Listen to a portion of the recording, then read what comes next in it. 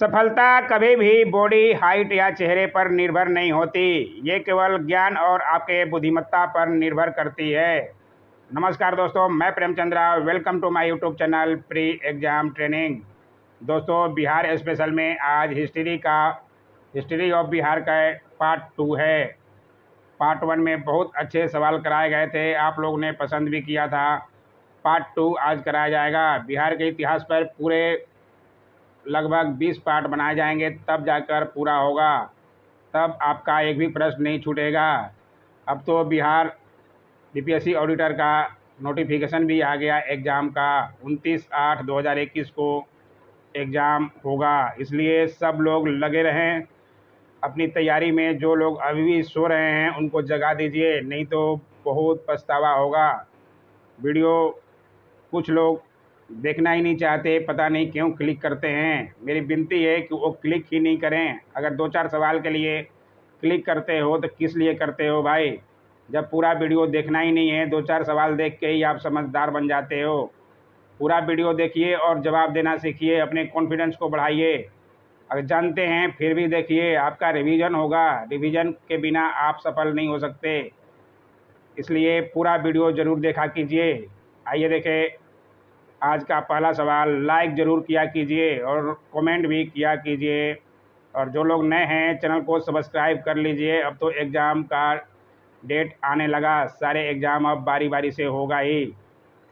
आज का पहला सवाल है, निम्न में से कौन सा महाजनपद वर्तमान बिहार के क्षेत्र में स्थित नहीं था?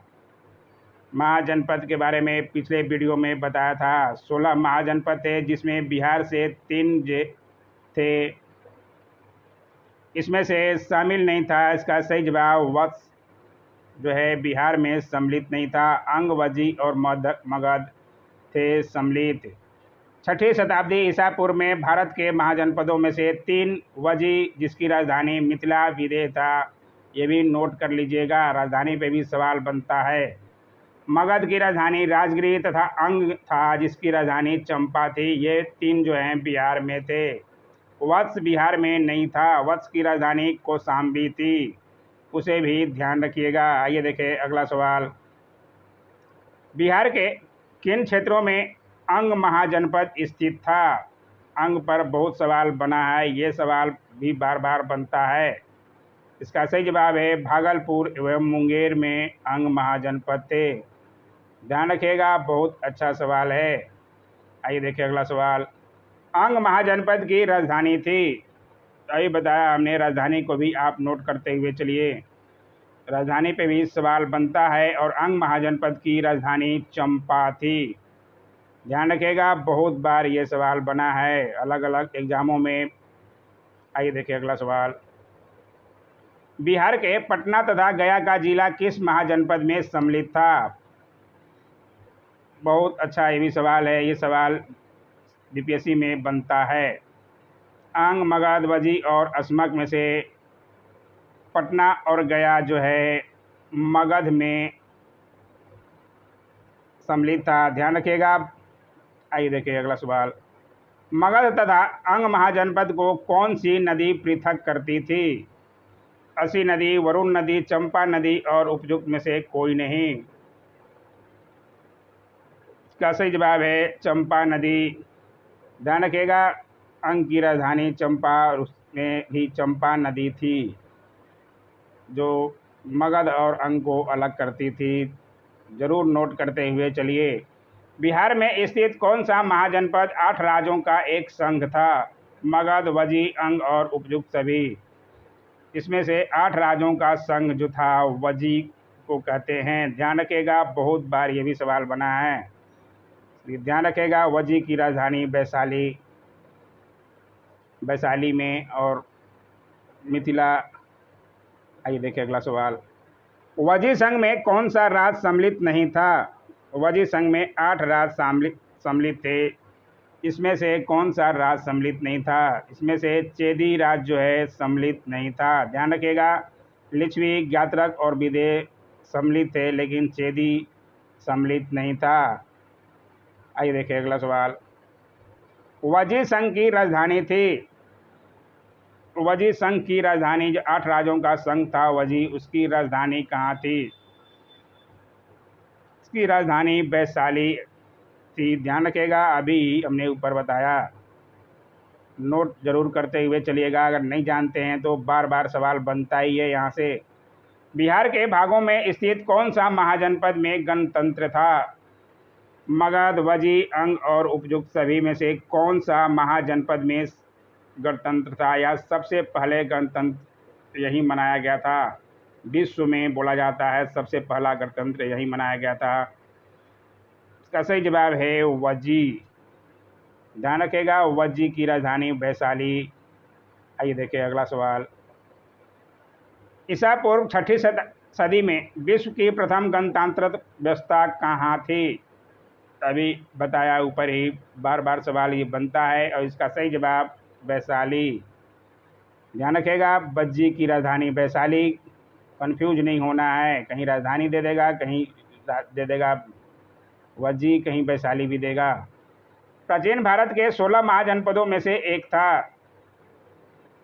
इसमें से 16 महाजनपदों में से एक, इसमें से कौन है? चंपा तो राजधानी है अंग की, नालंदा नहीं था, वैशाली भी राजधानी था वजी का, और इसमें अंग था जो है महाजनपद था। ध्यान रखिएगा, ऐसे सवाल भी बनते हैं कंफ्यूज करने के लिए, आपको ध्यान रखना पड़ेगा। आइए देखिए अगला सवाल। महाजनपद युग में पावापुरी किसकी राजधानी थी?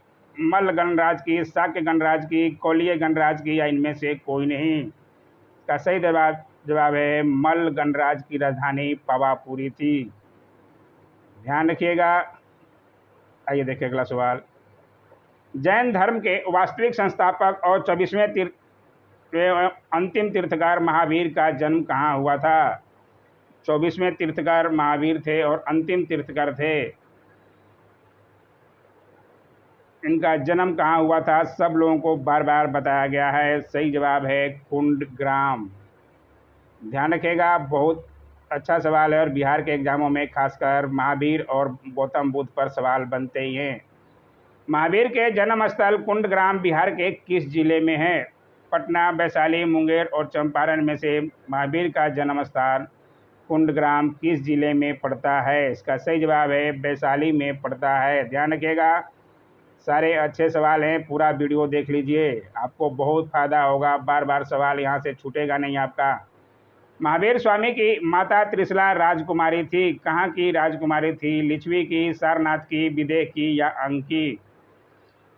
बार बार ये भी सवाल बनता है। इसका सही जवाब है लिच्छवी की राजकुमारी थी त्रिशला, जो कि महावीर स्वामी की माता जी थी। ध्यान रखिएगा, नोट जरूर कर लीजिएगा उनकी माता का नाम।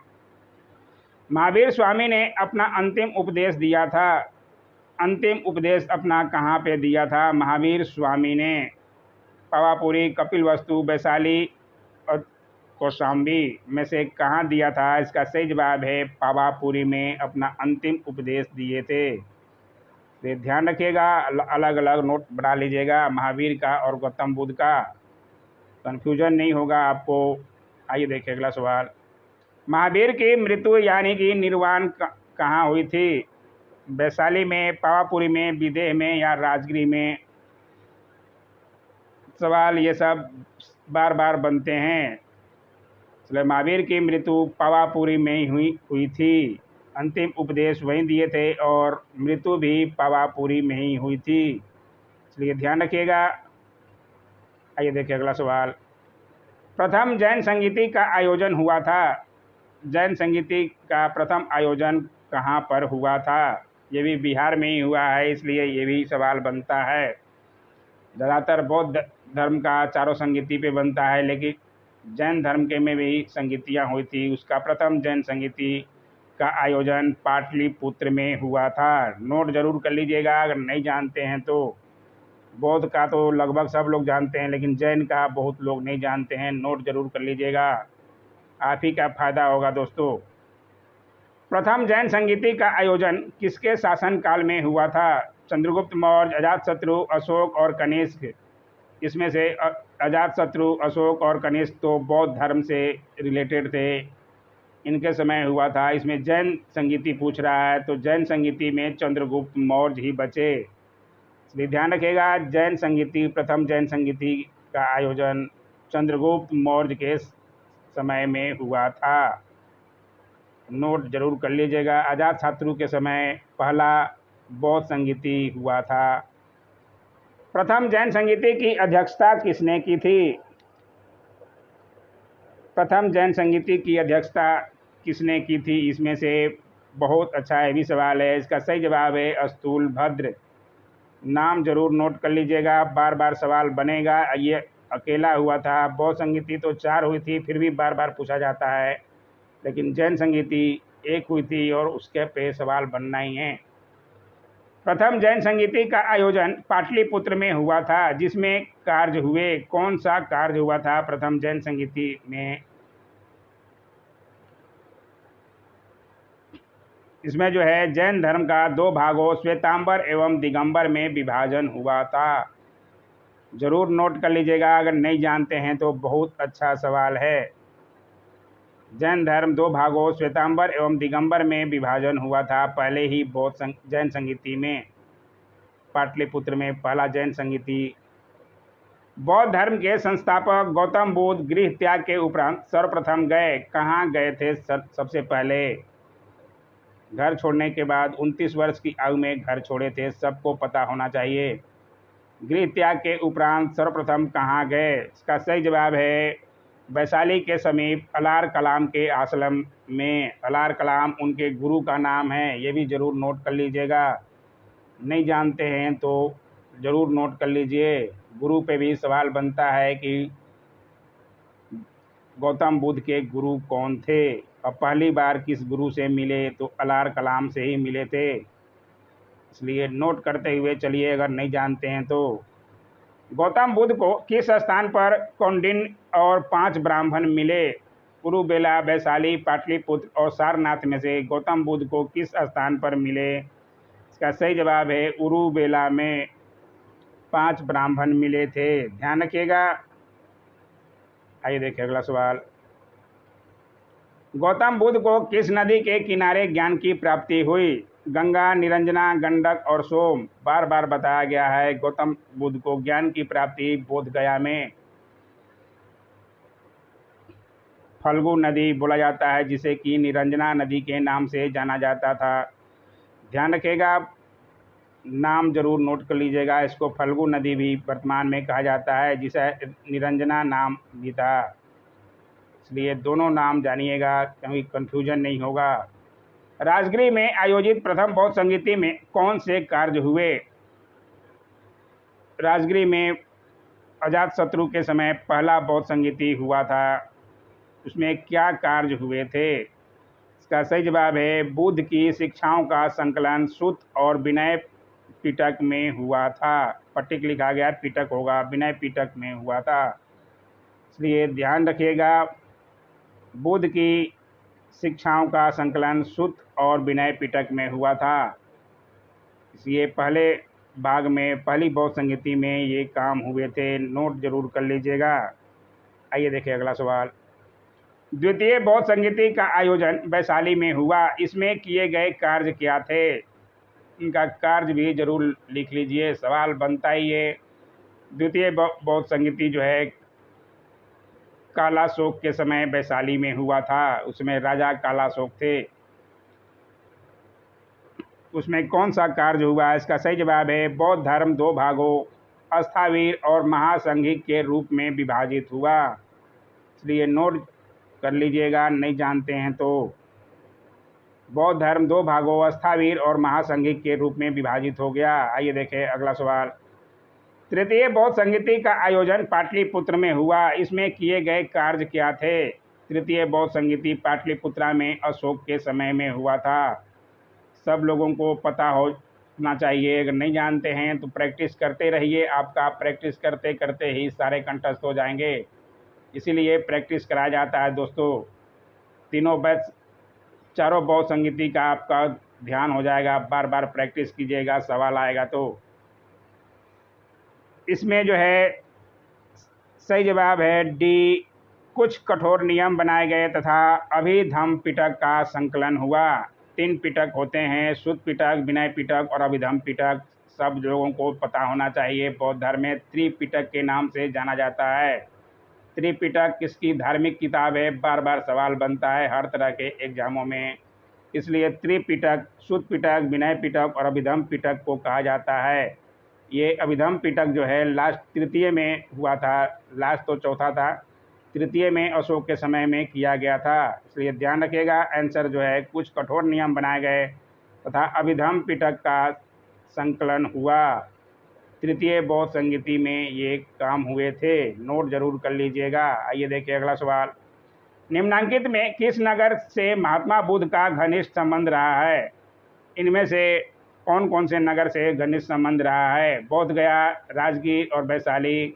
आइए उपयुक्त सभी, इसमें से सभी होना चाहिए, क्योंकि बोध गया में भी उनको बोध की ज्ञान की प्राप्ति हुई, राजगीर में पहला उपदेश दिए और वैशाली में तो जन्म ही हुआ था। इसलिए उपयुक्त सभी होगा। ध्यान रखिएगा, सबके बारे में डिटेल जानिएगा तो कन्फ्यूजन नहीं होगा।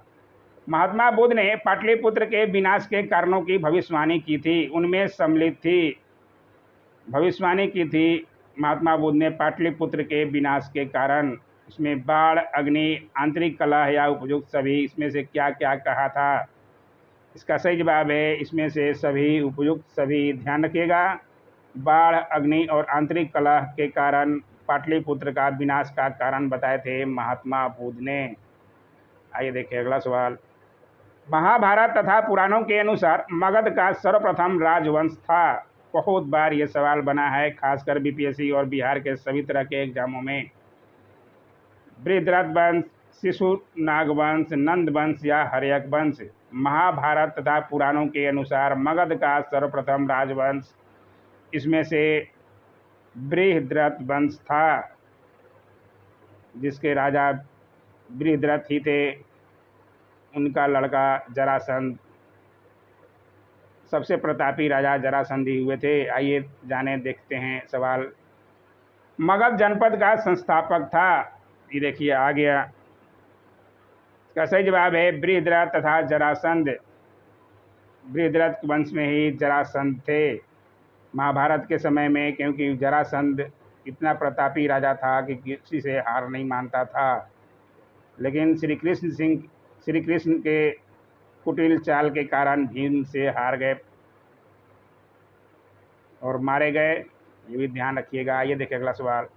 मगध साम्राज्य का वास्तविक संस्थापक था बिंबिसार, महापद्मनंद, शिशुनाग और जरासंध में से मगध साम्राज्य का वास्तविक संस्थापक किसको कहा जाता है? इसका सही जवाब है बिंबिसार को। वास्तविक संस्थापक बिंबिसार को कहा जाता है, ये भी ध्यान रखिएगा। बिंबिसार किस वंश के थे? आइए देखिए, उस पर अगला सवाल ही है। बिंबिसार एवं अजातशत्रु किस वंश के थे? हर्यक वंश, नंद वंश, शिशुनाग वंश या उपयुक्त में से कोई नहीं? बार बार सवाल ये बना है, प्रैक्टिस करते होंगे, प्रीवियस क्वेश्चन देखते होंगे, आपको सवाल ये दिखा होगा। इसका सही जवाब है हर्यक वंश। ध्यान रखिएगा, हर्यक वंश के ही बिंबिसार थे, जिनको कि मगध का वास्तविक संस्थापक कहा जाता है। और उन्हीं के वंश में अजातशत्रु भी थे, जिन्होंने प्रथम बौद्ध संगीति का आयोजन किया था। इसका भी ध्यान रखिएगा। आइए देखिए अगला सवाल। बिंबिसार ने किस राजकुमारी के साथ विवाह किया था? कौशला देवी, चेलना, खेमा या उपयुक्त सभी, इसमें से किसके साथ विवाह किया था? तो बिंबिसार जो थे विवाह के द्वारा ही राजों पर कब्जा करते थे। इनमें से सभी के साथ बिंबिसार ने विवाह किया था, इसलिए इसका सही जवाब है उपयुक्त सभी। ध्यान रखिएगा, नाम नोट कर लीजिएगा, इन लोग का भी बार बार बनता है। कौशला देवी से भी, चेलना से भी शादी किए थे, खेमा से भी। आइए देखिए आज का आखिरी सवाल। द्वितीय बौद्ध संगीति का आयोजन कहाँ हुआ था? ये सवाल भी बहुत बार कराया गया है। कालाशोक के समय में द्वितीय बौद्ध संगीति कहाँ हुआ था? वैशाली में। ध्यान रखिएगा, बहुत बार बना है और आप नहीं जानते हैं जो लोग, नोट कर लें। बुद्ध पे अलग से वीडियो भी बना हुआ है, आप उसे भी देख लें। ये देखिए आंसर की दिया गया है। जो लोग टेलीग्राम ज्वाइन किए हैं उनको ज़रूर फ़ायदा होगा। आराम से क्वेश्चन देख के आप तैयारी कर सकते हैं, अपना नोट्स बना सकते हैं। पूरे आंसर 3500 का दिया गया है। आज का वीडियो कैसा लगा ज़रूर कमेंट किया कीजिए। अब तो एग्ज़ाम आ गया दोस्तों। Don't forget to like share comment subscribe my YouTube channel. Thanks for watching my YouTube channel.